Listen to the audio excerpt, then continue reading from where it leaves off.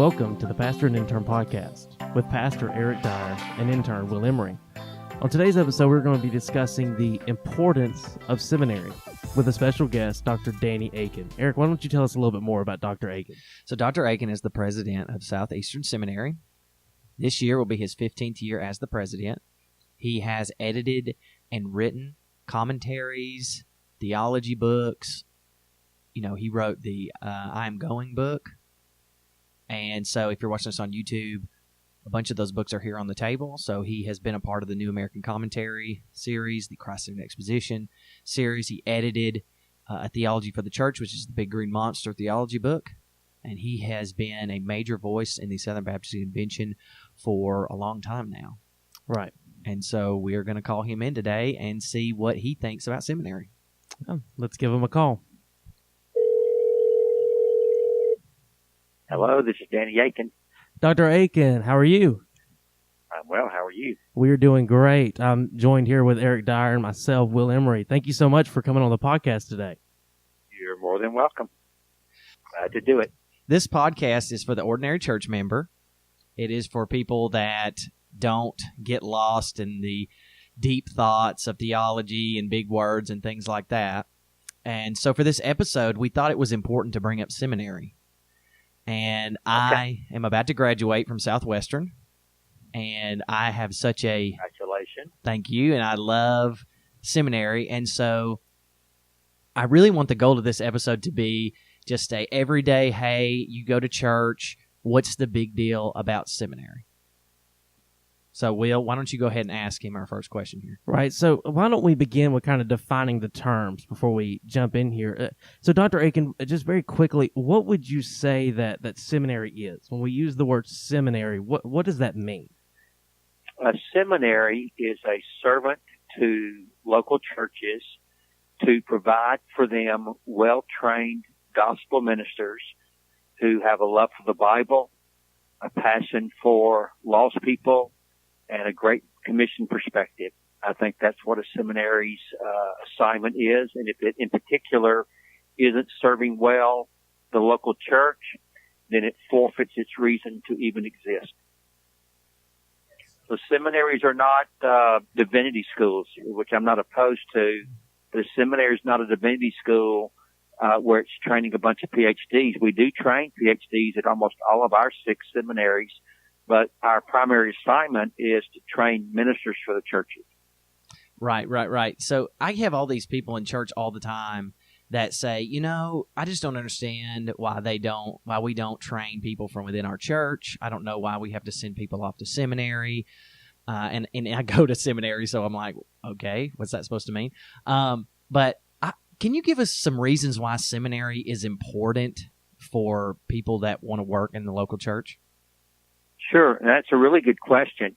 First thing I would say, guys, is I don't think that a seminary does anything that a local church could not do. But I do think seminaries are designed in such a way that they can do some things more easily than a local church. So, for example, could a local church teach Greek and Hebrew, philosophy, ethics, theology, Old and New Testament, preaching, evangelism, missions, and so on? Yes.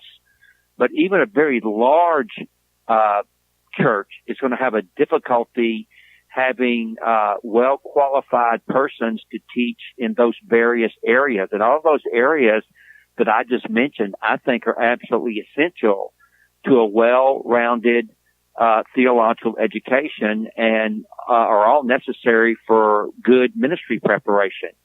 So again, I would never say that a seminary can do or does do what a local church can't, but I would argue that they can do it more easily, and that, of course, is the result of churches coming together to support a seminary and also supporting men and women that get trained to the highest levels in their particular discipline, and then they have the opportunity to impart what they've learned to men and women that are to go out and work and serve in our churches. Right. So do you think we see seminary or theological education anywhere biblically?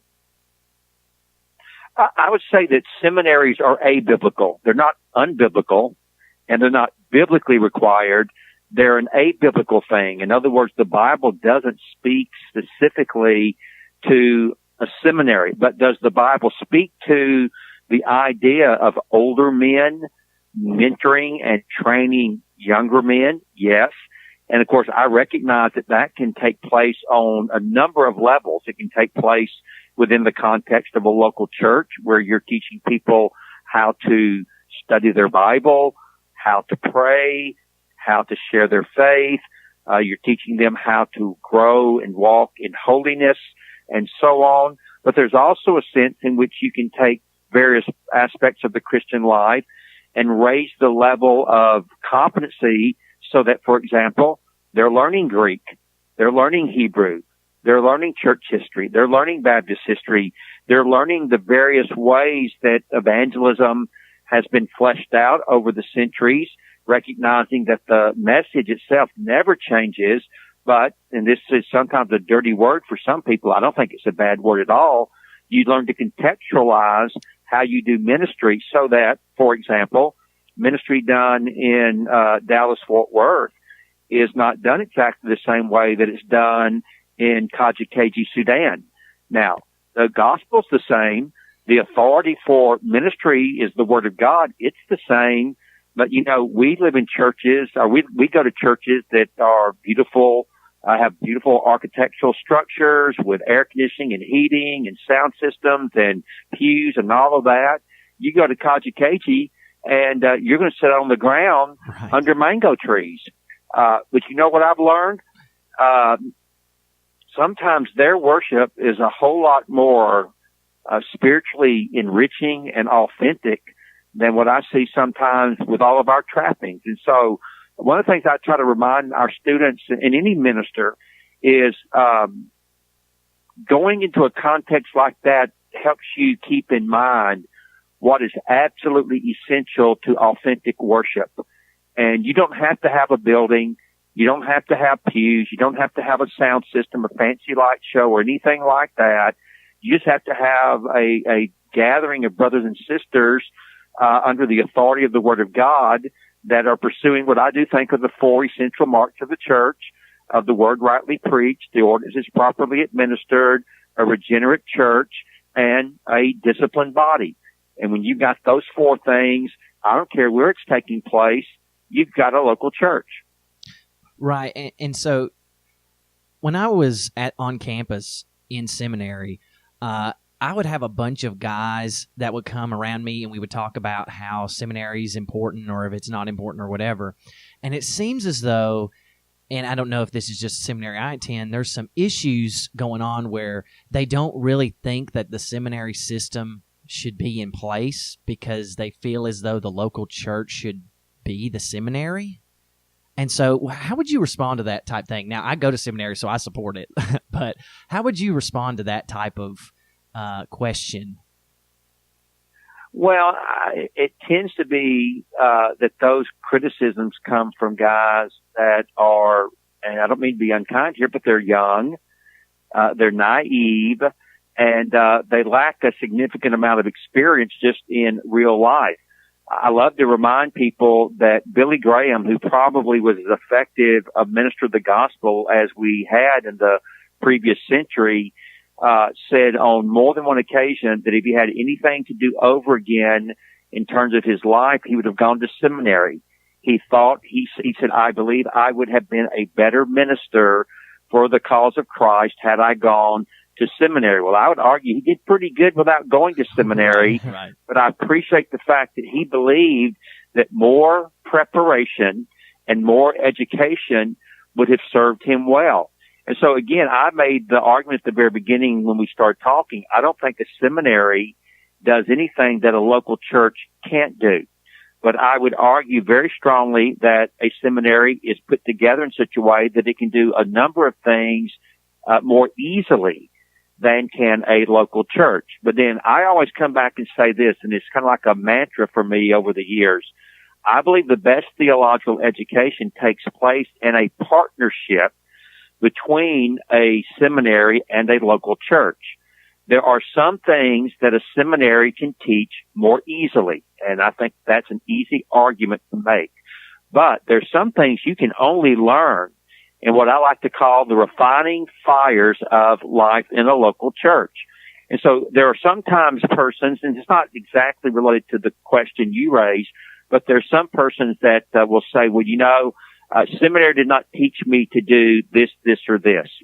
To which my immediate response usually is, a seminary is not set up to teach you those things. Of course. Those are the kind of things you will only learn in the life of a local church. But having said that, there are some things that the seminary is better equipped or more easily equipped to do in terms of preparing you for ministry. And so again, you guys know yourself that the benefits of studying philosophy and apologetics under a man who has a PhD in philosophy or apologetics is greatly, greatly enhanced. Studying Greek and Hebrew, studying Old and New Testament from men that have a PhD in Greek and New Testament and that know issues that certainly those of us that are in ministry need to know. Most of your people won't ask all these kind of technical questions, but I also know this, in the age in which we live, with the information explosion and with the fact that we live in an increasingly secular context, where there's a greater degree of cynicism and skepticism. There's a younger generation coming up. And just to be kind of blunt, the faith of my grandparents, which was authentic and real and genuine, but their faith is not going to be adequate and sufficient for this younger generation in the sense that they are going to ask harder questions. They don't live in a Christian bubble. They haven't been reared in a context where the Judeo-Christian worldview is predominant. You guys are young. Your children are going to grow up in a world, and they never knew a time when same-sex marriage was not the law of the land. For them, that's the way it's always been, because it has always been that way for them. They won't know a world where there wasn't a smartphone. They don't know a world where there isn't Google and Amazon and Instagram and Twitter and Snapchat and all of that. And we can just go back 15 years and none of that existed. Right. And so this world is changing so very, very rapidly. The information explosion is unprecedented. And so it is going to require, I think, an even better educated ministry in the future if we're going to indeed counter the tides of secularism and the onslaught that we face today as evangelical Bible-believing Christians in the Western world context.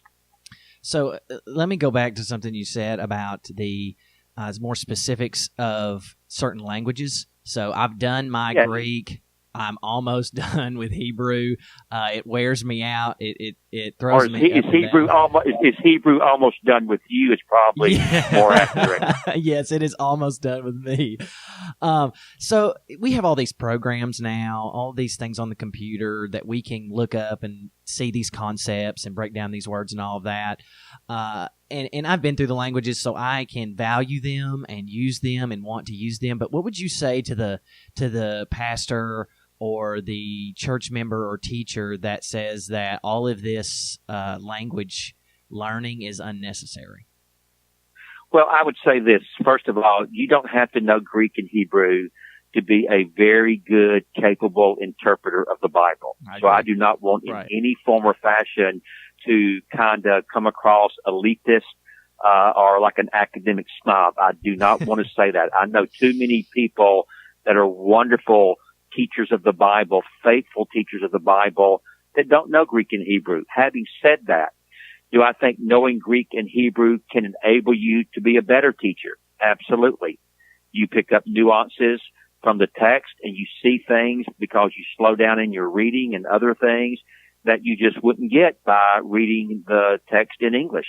And so certainly I would never denigrate someone's ability to interpret the English Bible just knowing English, but I would also not denigrate the value of learning Greek and Hebrew and Aramaic and Latin and other languages that would enable you to approach the text with a degree of competency that you won't get by any other means. Yeah, my professor for Hebrew would really appreciate your answer. Well, Hebrew and Greek were hard on me as well. I'm not, one of my sons, Jonathan, has a PhD in Old Testament Hebrew from Southern, and he reads the Hebrew Bible and the Greek New Testament, for that matter, like I read the paper, or like I read an article on a blog. But I'm not like that, so it was a hard struggle for me, but it's helped me, I think, be a better interpreter of the Bible. And here's what it's done for me, guys. It's caused me to approach the text more humbly. Right. That above all for me has caused me to have a greater humility and a greater reverence for God's inspired word. And that can only be a good thing.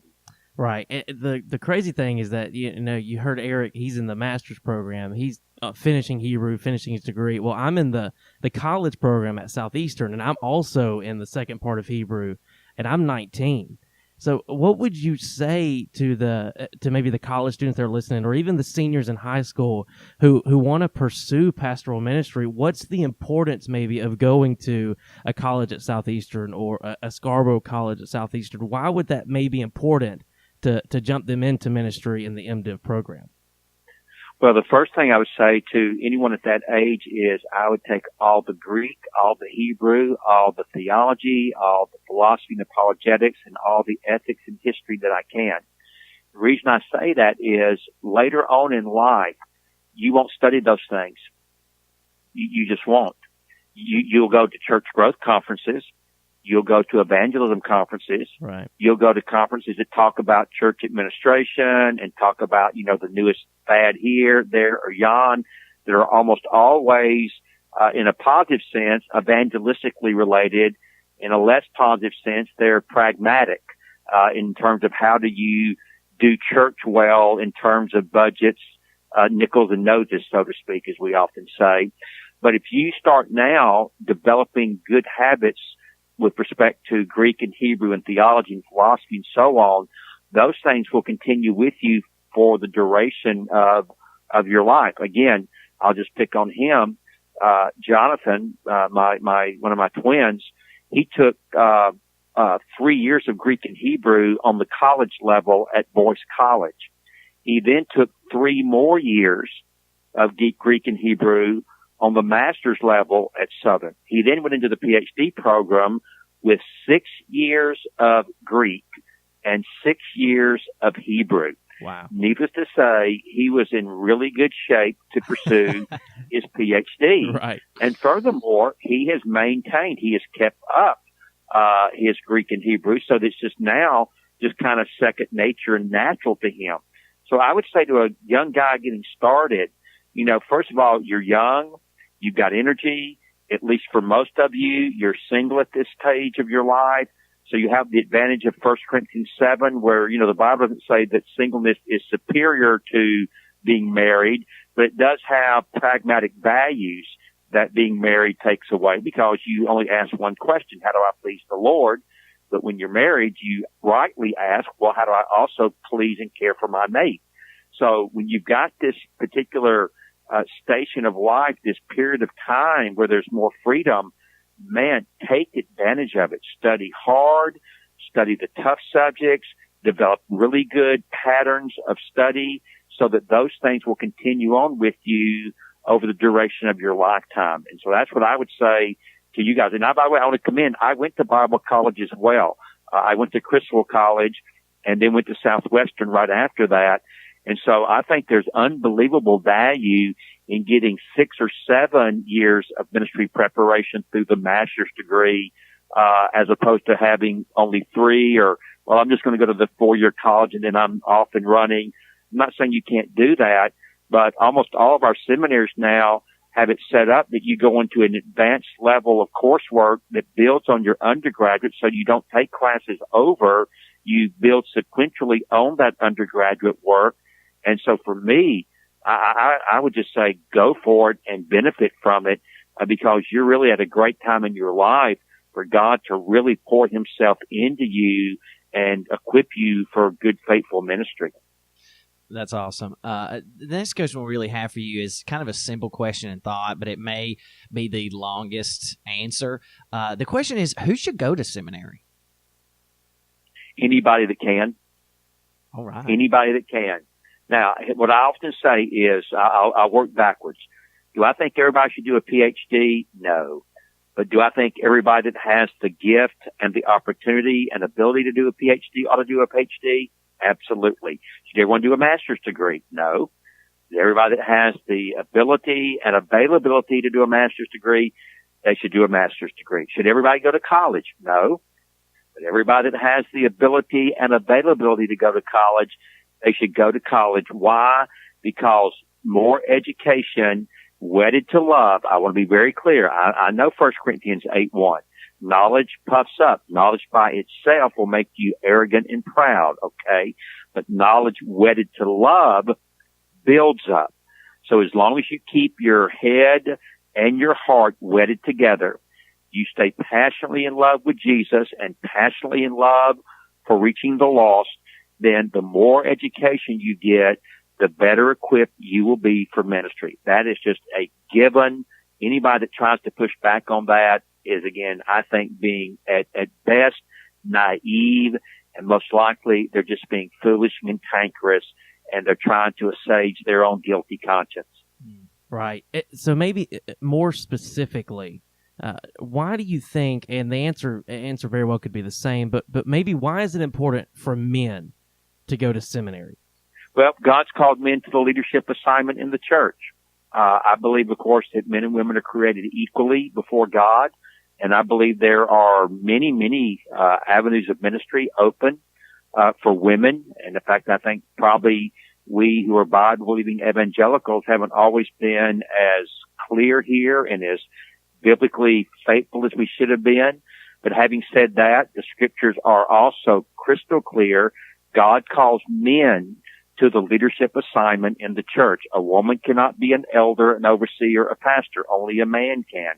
Furthermore, you'll never see a truly strong, dynamic, Great Commission-minded, evangelistically passionate church that does not have strong, godly male leadership. Not just in terms of the pastors, the elders, the overseers, but in terms of the male leadership as a whole of the church.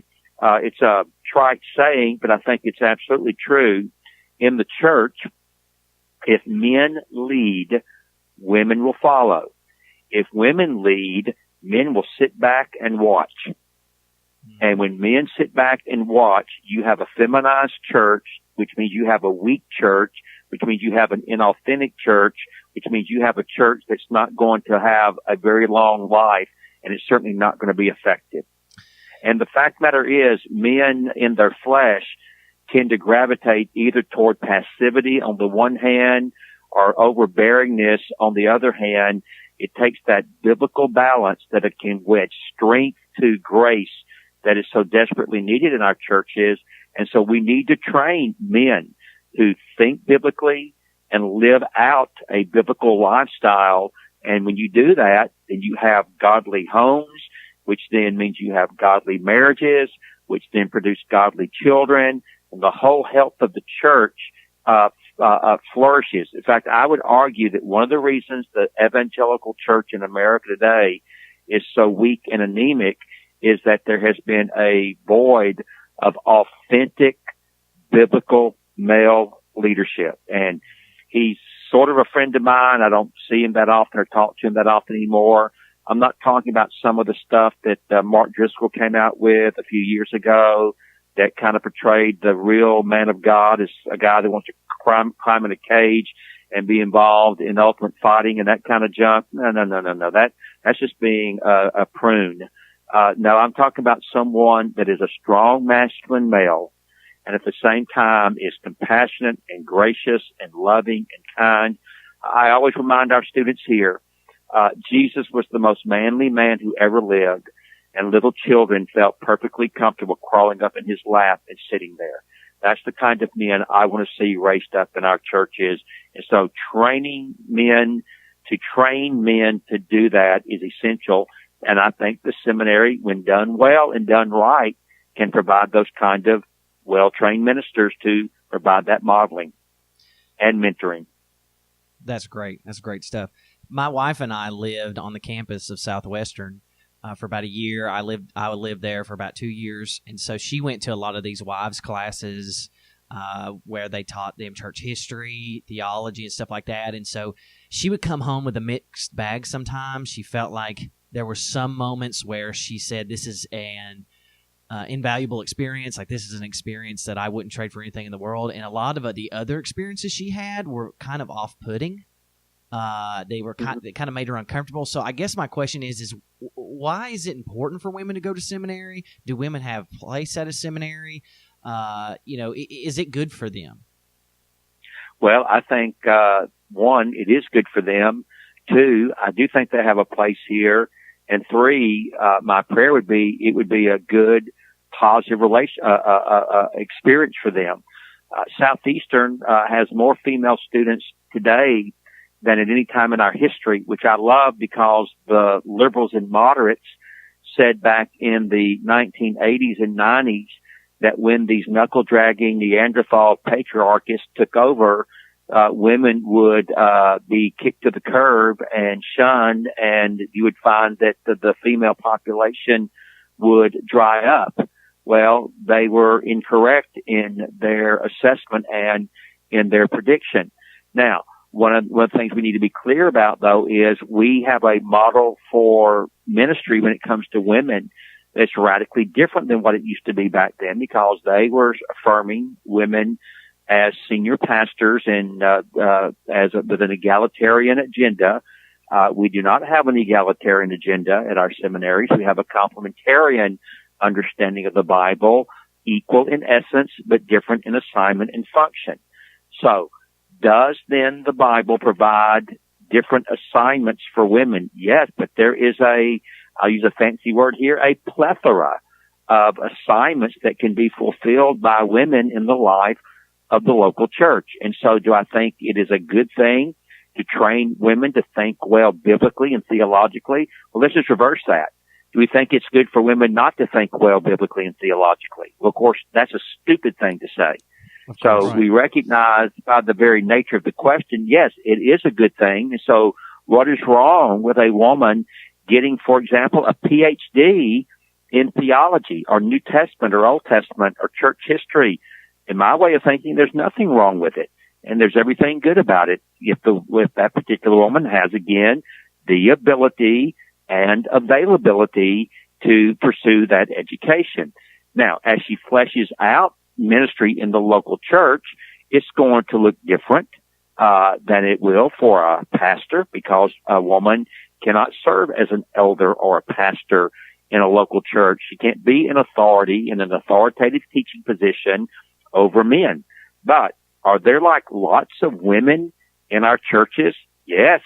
Are there lots of boys and girls in our churches? Yes. And so why wouldn't I want a well-trained, theologically informed woman that can assist in being that, Titus 2 woman, mentoring younger women, helping them learn how to love well and mentor their children? Again, outside of the office of the pastor, I personally, this is Danny Akin, you don't have to agree with me. Okay. I don't see any restrictions on what women can do in the local church after that.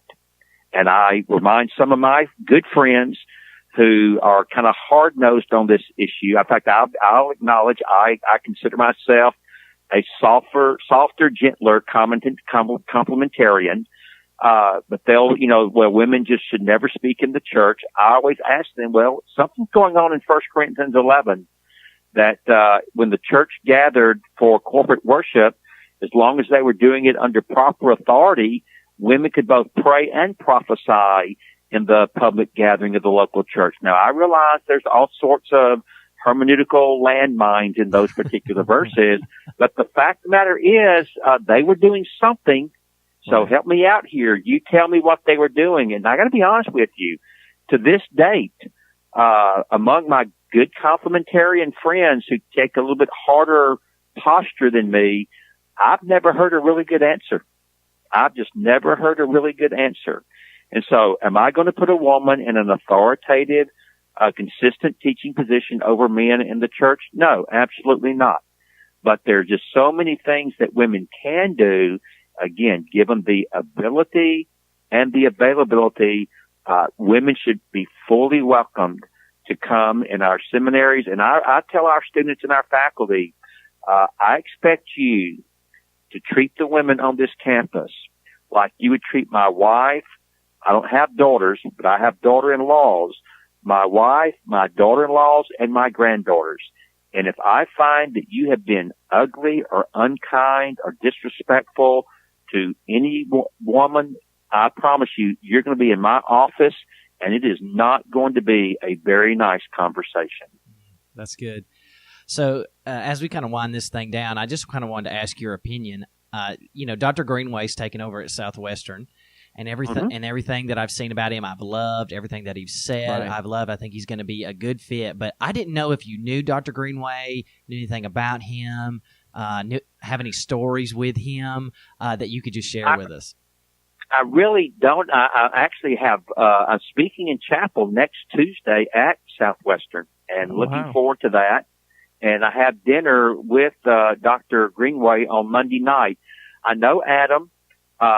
I probably have not had more than 30 words with him in my life, not because of any ill will or anything like that. It's just our paths just have not crossed that often. We've seen each other, but just never, sat down and had a lengthy conversation. But the people that know him well, almost without exception, speak very highly of him. They're very commending of him as a man of God, as a man of great passion, a man that's hardworking, visionary. And so the ones that know him best are thrilled that he is now the president at Southwestern.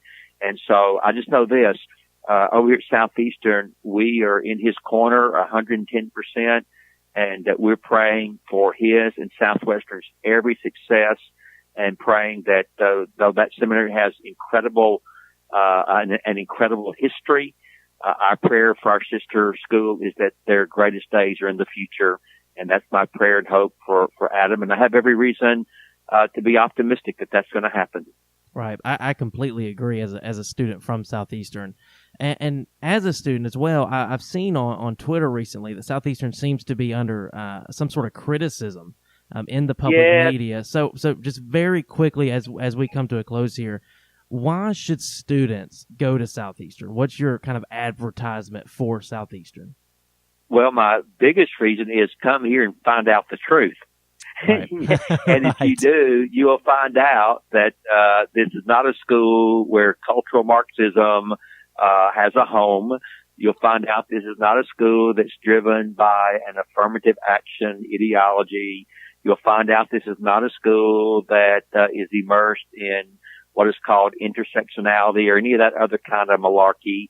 What you will discover is there is a school that is passionate for the fulfillment of the Great Commission, and that is passionate for seeing on earth a church that looks like the church in heaven, and that we are driven by the vision of the Lamb in Revelation 7, where around the throne in heaven we see people gathered from every tribe, tongue, people, and nation.